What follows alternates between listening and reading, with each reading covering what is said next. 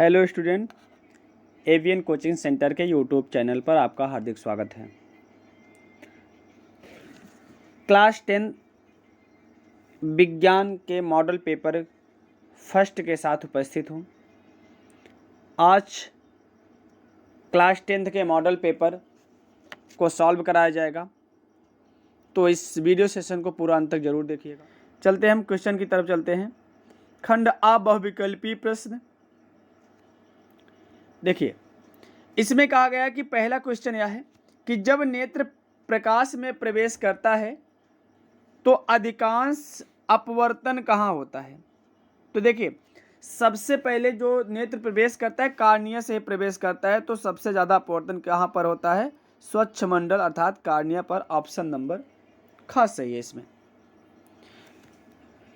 दूसरा क्वेश्चन देखिए, निम्नलिखित में कौन वोल्टता को निरूपित करता है? तो वोल्टता को निरूपित करता है, इसमें दिए गए कार्य बटे विद्युत धारा गुणे समय। दूसरा दिया गया किया गया कार्य गुणे आवेश। तीसरा दिया गया किया गया कार्य गुणे समय बटे विद्युत धारा। चौथा ऑप्शन दिया गया किया गया कार्य गुणे आवेश गुणे समय। तो देखिए, वोल्टता जो होता है V बराबर होता है W/Q, मतलब कार्य बटे आवेश। अब इसमें कोई ऑप्शन ऐसा नहीं है कि जिसमें कार्य बटे आवेश है, तो आवेश हमें पता है धारा गुणे समय होता है, तो V = हो जाएगा W/ आवेश को लिख सकते हो धारा गुणे समय। तो कार्य हो गया बटे विद्युत धारा गुणे समय। कौन सा ऑप्शन सही है? तो ऑप्शन नंबर का सही है। ठीक, आगे बढ़ते हैं। चलिए देखिए, प्रश्न नंबर तीसरा है कि निम्नलिखित में किस स्थिति में कोई अवतल दर्पण वस्तु से बड़ा वास्तविक प्रतिबिंब बना सकता है? तो इसका राइट जवाब होगा ऑप्शन नंबर ग, क्योंकि देखिए अवतल दर्पण होगा, यहाँ पर ए इसका मुख्य अक्ष होगा, यहाँ पर दर्पण का केंद्र होगा C, और यहाँ पर फोकस होगा। जब दर्पण के वक्रता केंद्र और फोकस के बीच में रखा होगा वस्तु, तो मुख्य अक्ष के समांतर चलने वाली प्रकाश की किरणें मुख्य फोकस से होकर जाती है। दूसरा, मुख्य फोकस से होकर जाने वाली प्रकाश की किरणें परावर्तन के पश्चात मुख्य अक्ष के समांतर हो जाती है और जाकर के इधर देखिए, यहाँ पर वस्तु इतना बड़ा और इससे बड़ा बन गया प्रतिबिंब। तो कहने का मतलब, जब वस्तु दर्पण के फोकस और वक्रता केंद्र के बीच हो तो बड़ा प्रतिबिंब बनेगा। और देखिए, किरण जो है वास्तव में मिल रही है, इसलिए वास्तविक प्रतिबिंब बनाएगा। तो ऑप्शन नंबर ग इज राइट आंसर।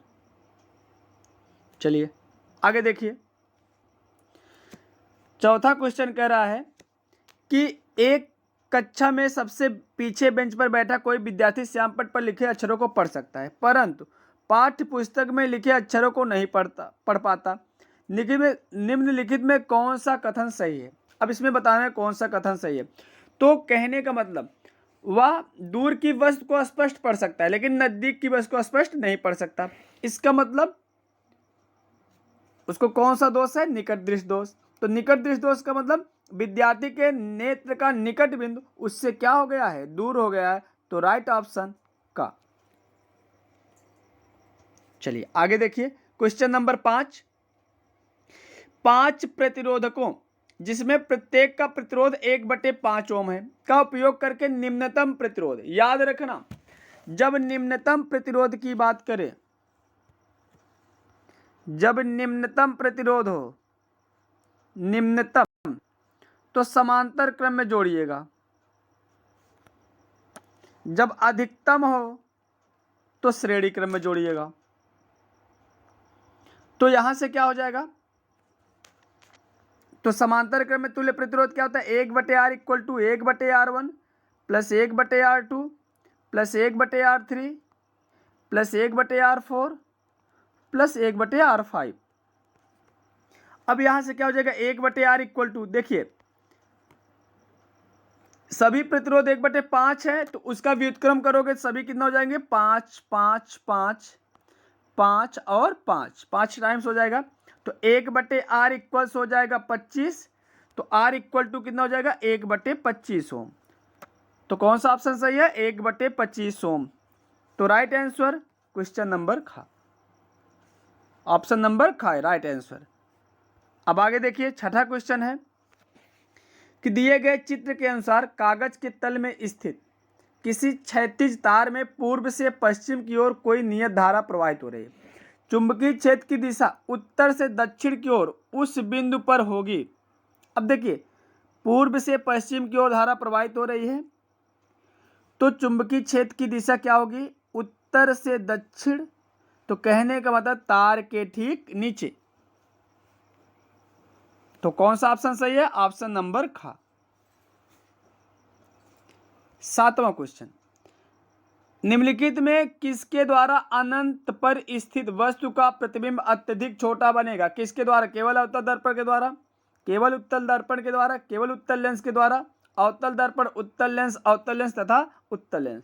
तो अगर अनंत पर वस्तु रखी है तो अवतल दर्पण द्वारा भी, उत्तल दर्पण द्वारा भी, अवतल लेंस द्वारा भी और उत्तल लेंस द्वारा, सभी के द्वारा प्रतिबिंब अत्यधिक क्या बनेगा? छोटा। इसलिए ऑप्शन नंबर घ राइट जवाब। चलिए आगे चलते हैं। Question number 8। क्वेश्चन नंबर 8 यह कह रहा है कि एक मिश्र धातु है। मिश्र धातुएं क्या होती हैं? दो धातुओं या धातुओं और अधातुओं का समांगी मिश्रण होता है। तो यहां से ऑप्शन नंबर ग राइट आंसर। आगे बढ़ते हैं, क्वेश्चन नंबर 9 पर चलते हैं। निम्नलिखित में से असंतृप्त हाइड्रोकार्बन को पहचानिए। देखिए, असंतृप्त हाइड्रोकार्बन का मतलब होता है या तो कार्बन और कार्बन के मध्य डबल बॉन्ड हो या तो ट्रिपल बॉन्ड हो। अगर डबल बॉन्ड या ट्रिपल बॉन्ड में से कोई एक है तो वह असंतृप्त हाइड्रोकार्बन है। अगर सिंगल बॉन्ड है तो संतृप्त हाइड्रोकार्बन। तो इसमें ऑप्शन बी और ऑप्शन डी दोनों असंतृप्त हाइड्रोकार्बन है। इसलिए राइट जवाब हो जाएगा ऑप्शन नंबर ख, बी तथा डी। चलिए आगे चलिए। 10वां क्वेश्चन क्या कर रहा है कि ठोस कैल्शियम ऑक्साइड जल के साथ तीव्रता से अपक्रिया करके कैल्शियम हाइड्रोक्साइड बनाता है, साथ में ऊष्मा उत्पन्न करता है। इस प्रक्रिया को चूने का बुझाना कहते हैं, माने CaOH का होल ट्वाइस। CaOH का होल ट्वाइस। अब देखिए, कैल्शियम हाइड्रोक्साइड जल में घुल करके इसका विलयन बनाता है। अब देखिए, CaOH का होल ट्वाइस क्या है? क्षारीय है। पहली चीज तो क्षारीय है, और क्षारीय का pH मान क्या होता है? 7 से अधिक होता है। और दूसरा चीज, जब चूने का बुझाना बनता है तो कैल्शियम हाइड्रोक्साइड बनता है तो ऊष्मा भी उत्पन्न होती है।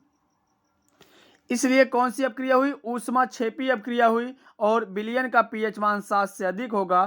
तो राइट जवाब बी तथा सी ऑप्शन नंबर ख में मिल रहा है। तो राइट जवाब ऑप्शन नंबर ख, क्योंकि ऊष्मा जिस अपक्रिया में उत्पाद के साथ साथ ऊष्मा भी उत्सर्जित होती है उसको ऊष्मा क्षेपी अपक्रिया कहते हैं, क्योंकि इसमें ऊष्मा भी उत्सर्जित होती है और क्षारीय होने के कारण pH मान 7 से अधिक होगा।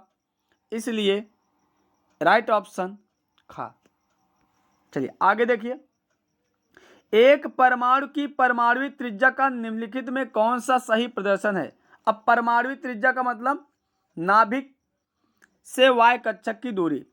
अब देखिए, इसमें ऑप्शन देखिए, यहां नाभिक से नाभिक की दूरी है, नाभिक से ही दूरी है, तो एक गलत जवाब हो जाएगा।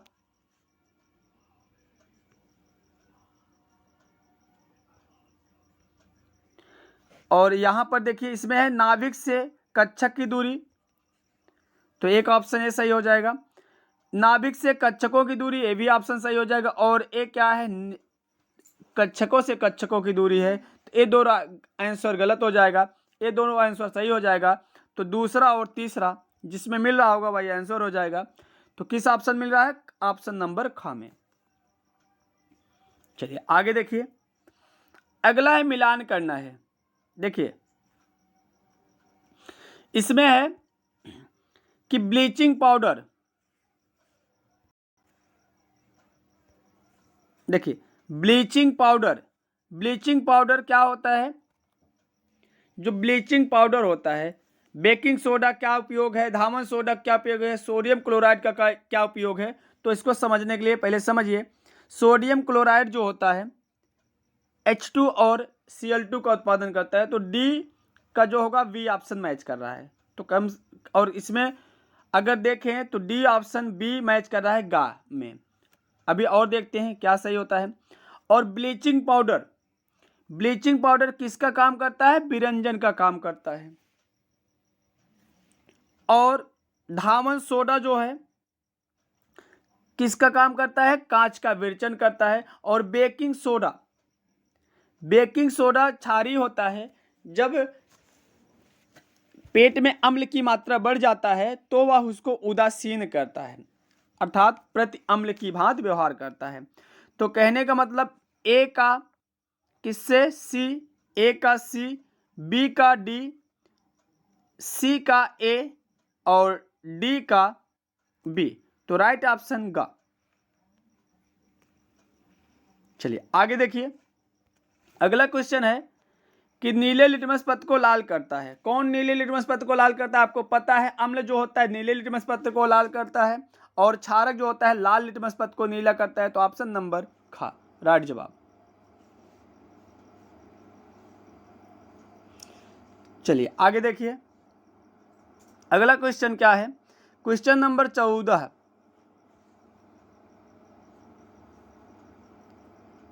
चलिए देखिए, क्वेश्चन नंबर 14 क्या है? चूने के पानी से भरी परख नली में जब मुंह द्वारा फूंका जाता है तब चूने का पानी किसके कारण दूधिया हो जाता है? तो किसके कारण? कार्बन डाइऑक्साइड गैस के कारण चूने का पानी क्या हो जाता है? दूधिया हो जाता है। राइट जवाब ऑप्शन नंबर खा। अगला क्वेश्चन 15वां क्वेश्चन, कुछ डायनासोर में एक पर पिच मौजूद थे किंतु उड़ नहीं सकते थे, लेकिन पक्षियों में पर होते हैं जो कि उन्हें उड़ने में मदद करते हैं। विकास के संदर्भ में इसका अर्थ यह हुआ कि पक्षियों की जो उत्पत्ति हुई है वह सरीसृपों से हुई है। तो ऑप्शन नंबर घ इज राइट आंसर।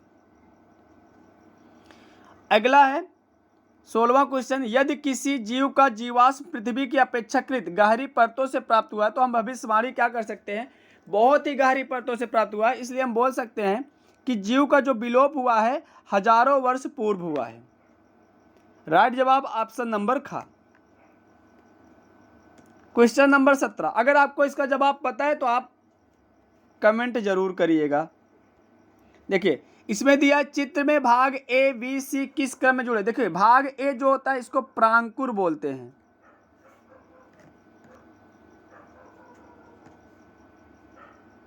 भाग ए को प्रांकुर बोलते हैं। भाग बी जो होता है बीजपत्र होता है, बीजपत्र होता है। और भाग सी जो होता है मूलांकुर होता है, मूलांकुर।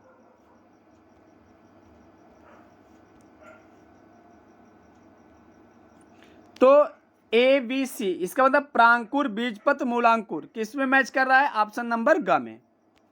चलिए क्वेश्चन नंबर 18, अमृता देव बिश्नोई राष्ट्रीय पुरस्कार, अमृता देवा बिश्नोई राष्ट्रीय पुरस्कार भारत सरकार द्वारा किस क्षेत्र में प्रदान किया जाता है? तो जीव संरक्षण हेतु। अगला है, यदि मटर के एक गोल तथा हरे रंग के बीज वाले पौधे RR स्मॉल वाई का संकरण होता है, स्मॉल आर कैपिटल वाई, तो जब F1 पीढ़ी में आपको पता है केवल प्रभावी लक्षण वाले जीन अपना लक्षण प्रदर्शित करते हैं, तो RRYY यहां से हो जाएगा गोल और पीला। क्वेश्चन नंबर 20, देखिए एक चित्र दिया गया, डायग्राम दिया गया, मादा जनन तंत्र का है। कह रहा है कि ए जो ए दिया है एक किसको निरूपित करता है? तो याद रखना ए अंडाशय होता है, अंडाशय होता है, और ये योनि होता है, और ए जो होता है गर्भाशय होता है, और ए अंडवाहिनी होती है, अंडवाहिनी होती है। ठीक, तो राइट जवाब क्या हो जाएगा? अंडाशय। तो इस प्रकार से 20 बहुविकल्पी क्वेश्चन थे। अब इसके बाद वर्णनात्मक क्वेश्चन आ गए। वीडियो सेशन बहुत लंबा हो जाएगा, इसीलिए अब अगर आगे के पार्ट का आपको सॉल्यूशन चाहिए अच्छे से इजी नोट्स के साथ, तो कमेंट जरूर करिएगा, लाइक करिएगा, कमेंट करके जरूर बताइएगा। तब नेक्स्ट पार्ट लेकर हम उपस्थित होंगे। आप कमेंट करके जरूर बताना आपको अगला पार्ट चाहिए इसका सॉल्यूशन। हम एक बार क्वेश्चन दिखा देते हैं।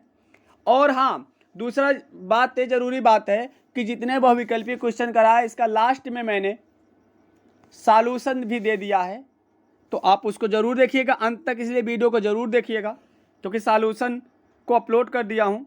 और आप हमारे व्हाट्सएप नंबर, हमारे टेलीग्राम से भी जुड़ सकते हैं बोर्ड परीक्षा की तैयारी के लिए।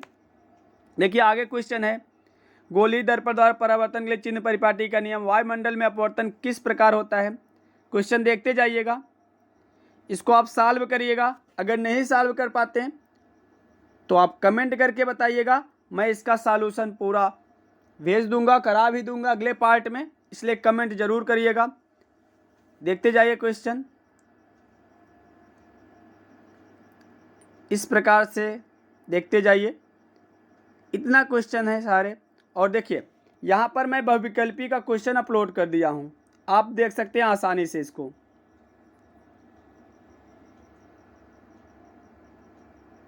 बहुविकल्पी का जो आंसर है अपलोड हो गया है, इसको आप आसानी से देख सकते हो। बाकी नेक्स्ट पार्ट के लिए अगर आपको सॉल्यूशन चाहिए आप कमेंट करके ज़रूर बताइएगा। फिर मिलते हैं अगले वीडियो सेशन में।